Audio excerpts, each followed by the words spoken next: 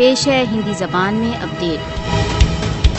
भारत द्वारा अवैध रूप से अधिकृत जम्मू कश्मीर में स्वतंत्रता प्रिय जनता पर इस समय किए जा रहे आक्रमण मानव अधिकारों का घोर उल्लंघन है।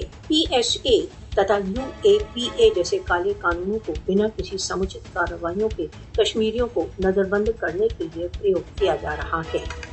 स्वतंत्रता समर्थक नेताओं, मानव अधिकार संरक्षकों तथा निर्दोष कश्मीरियों को मनगढ़ंत अभियोगों पर अनुचित रूप से फंसाया जा रहा है।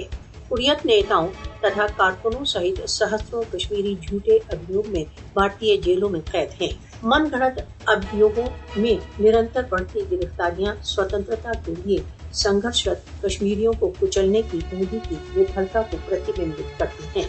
कश्मीरियों की स्वयं निर्णय के अधिकारों की वैध मांग को कुचलने के लिए आतंक विरोधी कानूनों का शस्त्रीकरण किया जा रहा है।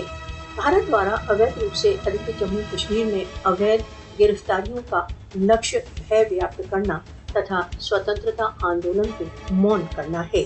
भारत की दमन कार्रवाइयों के बावजूद कश्मीरी स्वतंत्रता तथा न्याय की उपलब्धि के लिए दृढ़ हैं। भारत द्वारा अवैध रूप से अधिकृत जम्मू कश्मीर में भारत द्वारा कानूनों के उल्लंघन को अदंडित नहीं छोड़ दिया जाना चाहिए। अपने राजनीतिक विचारों के लिए कश्मीरियों की गिरफ्तारी भारत के प्रजातंत्र के दावों के दंभ का उद्घाटन करती है।